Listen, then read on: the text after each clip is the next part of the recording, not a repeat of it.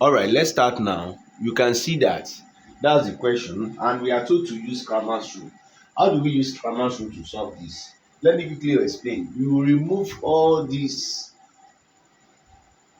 simultaneous equations and put them in determinant form or in matrix form. Now, if you want to put it in matrix form now, this represents x. That means it's going to be 2, 2, 1. That is what I've done here. 2, 2, 1. And this is also representing y. That is minus 3, 1, and minus 2. Minus 3, 1, and minus 2. And this represents z. That is minus 1, minus 1, minus 3, and 2. And minus 1, minus 3, and 2. And the answers. This is 6, 10, and minus 1. I'm supposed to put it here, but there's no need. So if I'm to represent it in matrix, I'll put the matrix sign like this. Put my xyz here equal to 6, 10, minus 1. But in using Cramer's rule, you just go directly and use determinant method. So now I'm going to find the determinants of this equation, neglecting the equality. And this determinant must not be equal to 0. If it is equal to 0, then Cramer's rule will not be suitable for this. So let's quickly move on that to see how we can run it. How do we use determinant to solve this? Then I can pick a particular row as my determining row. So I'm picking row 1 now. If I pick row 1, and column 1, that is row 1, column 1, row 1, column 1. And the headquarter there is 2. So 2 into, if I block this and block this, I'll be having 1 minus 3 minus 2 and 2. Then I can say the product of the right hand diagonal minus the product of the left hand diagonal. The product of the right hand diagonal is what? 2 minus the product of the left hand diagonal, which is minus 2 minus 3, which is 6. So 2 minus 6, I have minus 4. I'm done with row 1, column 1. Then I go to row 2, column 2. I'm going to add it plus row 2. Plus row 1. Sorry. Row 1 is my determining row. Column 2. Column 2. So let me see what that will give. What is row 1, column 2? Row 1, column 2. I'm going to be left with 2 minus 3 and 1 and 2. So the product of the right hand minus the product of left hand. But don't forget that before you go further, check what will be the score. 1 plus 2, that is 3. 3 is an odd number. Then your sign will be negative. So already I'm going to be having negative. But here 1 plus 1 is 2. That is an even number. My sign is positive and there's positive here. So I'm teaching you inclusive. Now in this context, there's negative here. But the sign here also, which is the headquarter, is also minus. So minus quanta minus become plus. So I have plus 3, which is my head. Then before I now move further, I have 4 minus 3. Exactly. That's minus minus 3. 4 minus minus 3. 2 times 2 is 4. Minus 1 times minus 3, which is minus 3. So that's going to be what? 7 altogether. Then I go again. Plus row 1, column 3. This is row 1, column 3. If I block that, row 1, column 3, the headquarter is going to be minus 1. But if you see 1 plus 3 is 4, which is an even number, that means my sign is going to be plus. But with plus and there is minus here, that means my sign will repeat itself as minus 1. Then what will be in my bracket? Let me look at it. Then I have left now is 2, 1, 1 and minus 2. 2, 1, 1 and minus 2. So the product of the right hand diagonal minus the product of the left hand diagonal, I have minus 4 minus 1, which is minus 5. I'm going to be having minus 5 inside here. So I close my bracket. Then I bring this one out as my determinant. So I can call it D naught. That's the determinant when I have not made use of either value to be replaced. Then I have D naught to be equal to, what am I going to get here? Minus 8 plus 21 plus 5. Minus 1 plus minus 5. So from there I can have 26 minus 8, which means D naught is what? 18. So my D naught is 18. Don't forget. Now I can now find my dx. If I'm to find dx, Don't forget you can watch and rewatch again since I'm going to upload it on YouTube. So if I'm finding dx, what does that really mean? That means this place that take the position of x, I will replace all the number here with the number that is representing the answer. Then I clean this. I do as I just said. I will just do as I said. And that is going to be. So instead of me filling the entries for x, I will fill the entry for an answer. That is 6, 10, and minus 1. So I continue my operation. So I can call this one dx. Dx, that's the value for x. Now let me go with that. I still use my row 1 as a determining row. So I have row 1 as my determining row. So let me go with row 1 column 1. Row 1 column 1. With the same formula, that means 1 plus 1 is 2. I will be having even. That means the first here will be 6. 6 into what? So if I close row 1 and I close column 1, what do I have left? I have 1 minus 3 minus 2 and 2. Then the product of the right hand diagonal minus the product of the left hand diagonal. Then I have 2 plus 6. I mean 2 minus 6, which is minus 4. Then I go with the second one, which is plus row 1 colon 2. So for row 1, if I close row 1 and I close colon 2, I'm going to be having 10 minus 3 and minus 1, 2. And this is minus. 1 plus 2 is 3, which is odd. And that minus make this to be what? Plus 3. Then what will I have in the bracket? So I said I have 10 minus 3 minus 1 and 2. The product of the right hand diagonal, which is 2 times 10, making 20, minus the product the left hand diagonal, that's 20 minus 3, which is going to be what? 17. Then I go for the last one, it's going to be minus 1. How do I know? That's plus row 1 column 3. 1 plus 3 is even and even number, which is positive, and positive and negative still take over, and the headquarter is what? Still minus 1. So I close this and this. I'll be having 10 and 1 minus 1 and minus 2. Then product of the right hand and minus product of the left hand. So that's minus 20 plus 1, which is minus 19. So this is going to be entering with minus 19. Then I can now say my dx will be equal to, this is going to give me minus 24. That is 6 times minus this, and 3 times this is going to give me 51. 3 times 7, 21. Carry 2. 3 times 1, 3 plus 2, that's 50. And I come here, this time this will give me plus, that's plus 19. Then I can add up.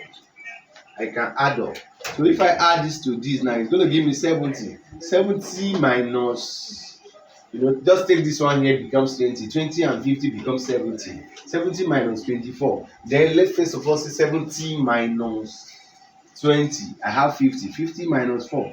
I have 46. So I'm going to be having 46. So my dx becomes 46. Don't forget, my d naught is 18. Then the value of x originally will now become dx over d naught. Then 46 over 18.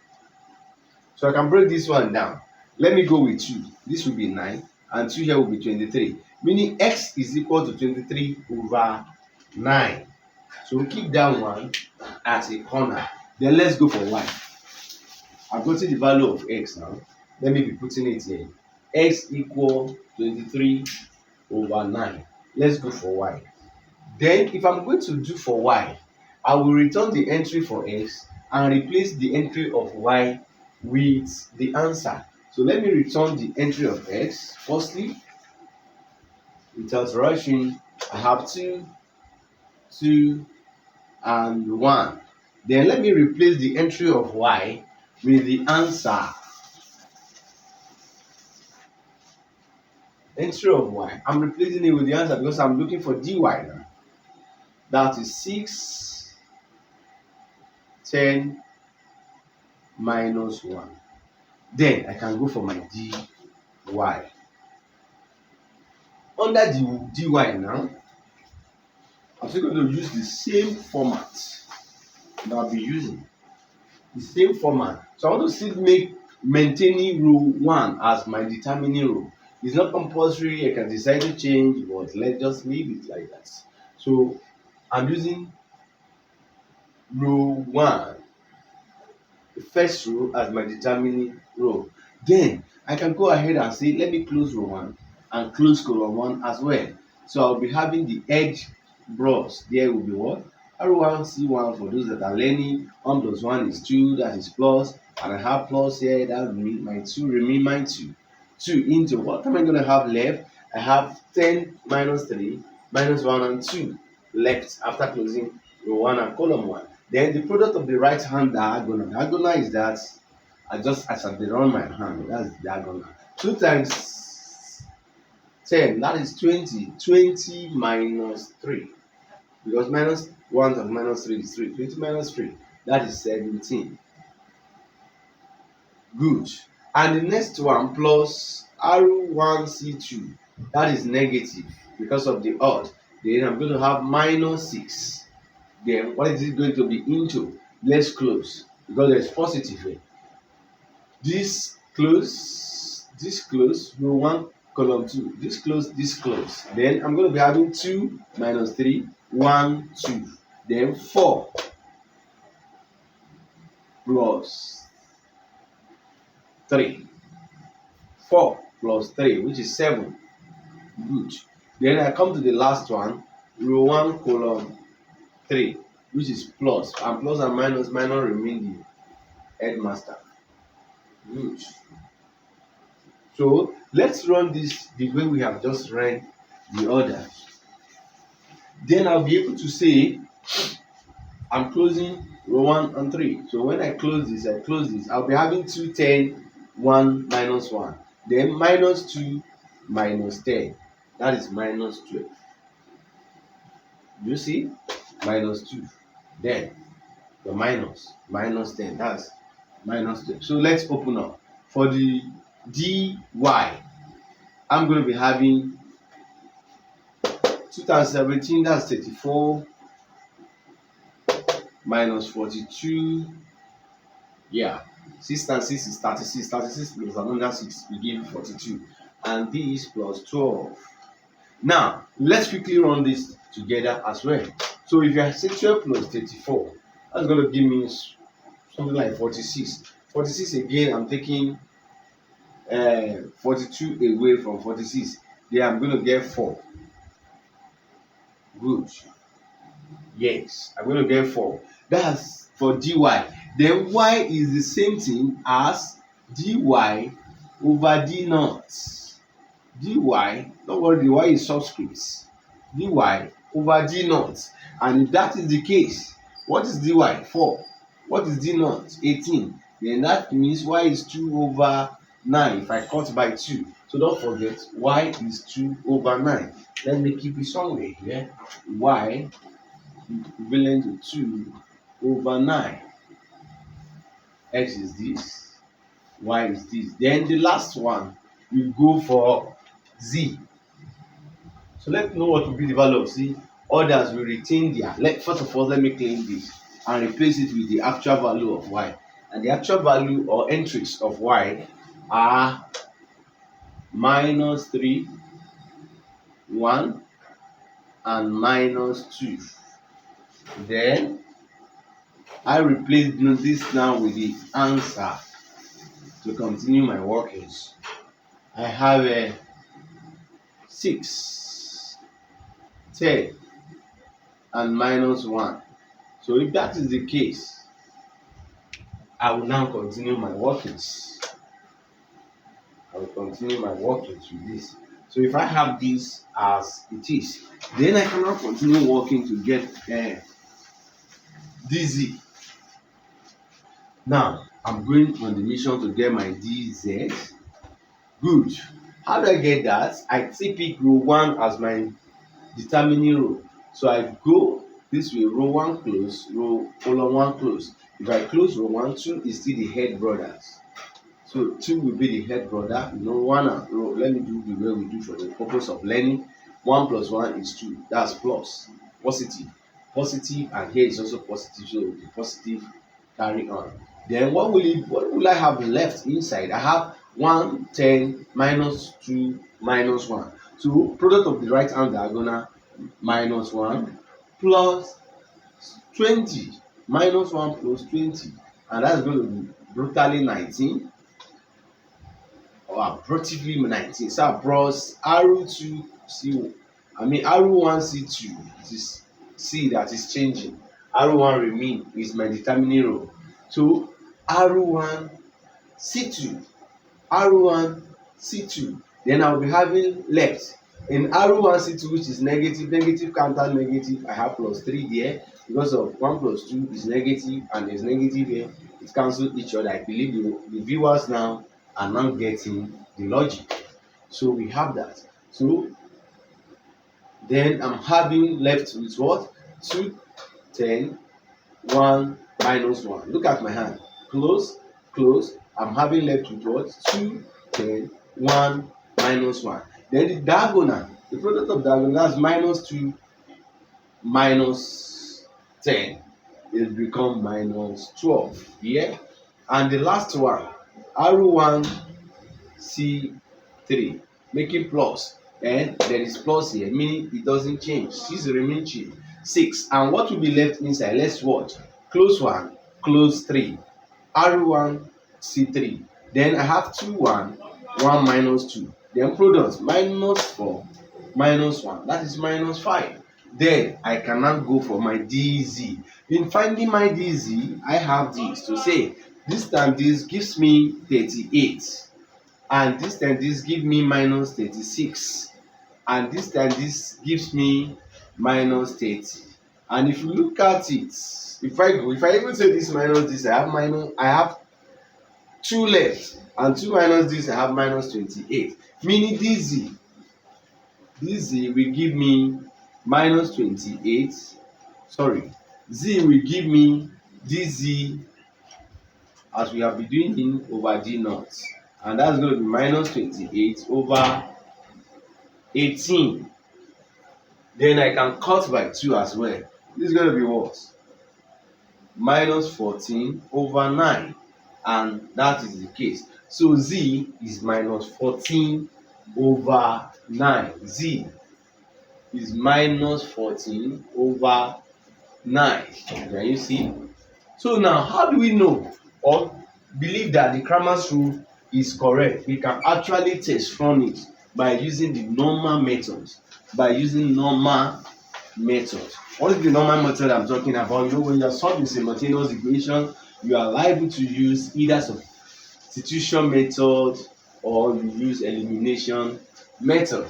So let's watch and see why we use elimination method to confirm whether what we have been doing since morning are actually correct or not. Now let me pick one or two of the two of this equation and check what I'm saying. Once I got one of the values and italics, I don't bother waste my time again. You can go further. I will show you what to do next. So guys, let me pick equation 1 and equation 3. So in equation 1, what do I have there? I have 2x minus 3y minus z. Actually gives me 6. And equation 3, I have x minus 2y plus 2z. Actually give me minus 1. So let me quickly multiply equation 2 by equation 3 by 2. And then that will give me 2x. You can see what I'm doing. That will give me 2x minus 4y plus 4z equal minus 2. Then let me drop this.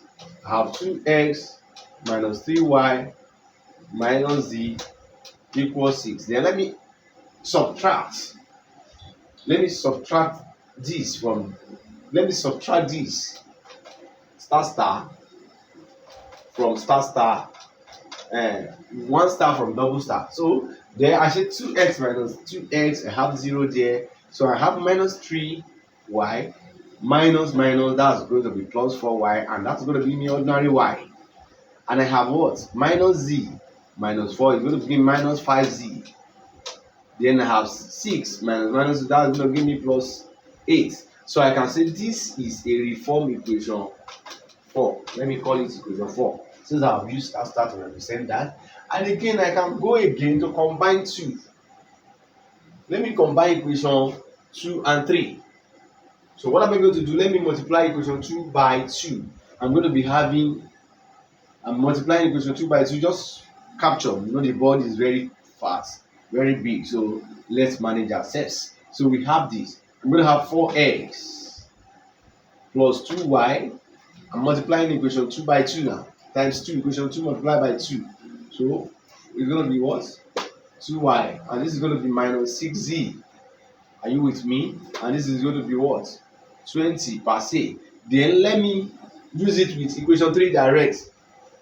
You understand? This form new equation I form. Let me use it with equation 3. Let's call it equation cross. Now, what I'm just going to do is to add up. If I add up, I have 5x. Don't bother me. 4 plus x. 5x. Are you with me? Okay. So let me not do that. Because if I do that, I'll be eliminating y. And I'm going to have the same issue here. So let me just do this. Since I've multiplied this by what? I've multiplied equation 2 by good. Let me use equation 2 and equation 1 directly. Don't bother yourself. Equation 2 and equation 1. Let me just subtract directly. Equation 2 and equation 1. Then I subtract equation 1 from equation 2. Look at what I'm going to get now.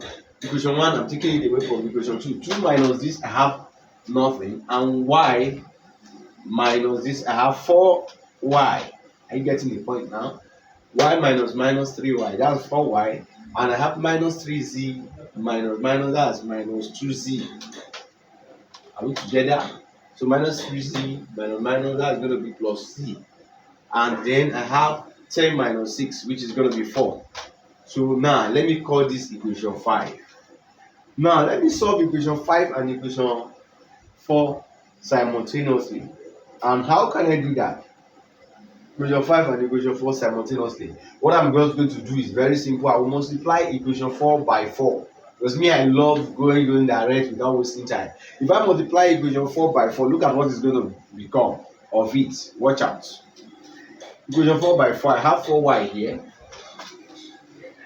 And I'll be having minus 20z. And 4 times this, I'll be having 32.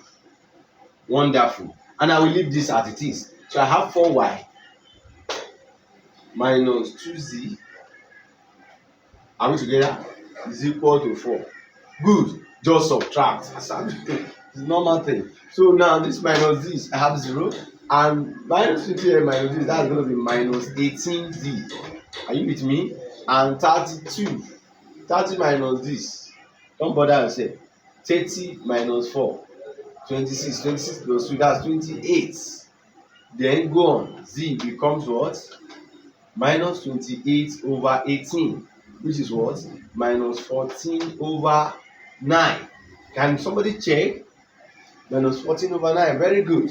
And if you substitute back, since you have gotten that, you discover that you get y to be what y is. And if you go on and on, you get x to be what x is. That means you have confirmed that your Cramer's rule is perfect. Thank you for watching. Share, subscribe. Thank you very much. This is Great and Standard Tutorials platform. Check us on TikTok, check us on YouTube, religions. Thank you very much.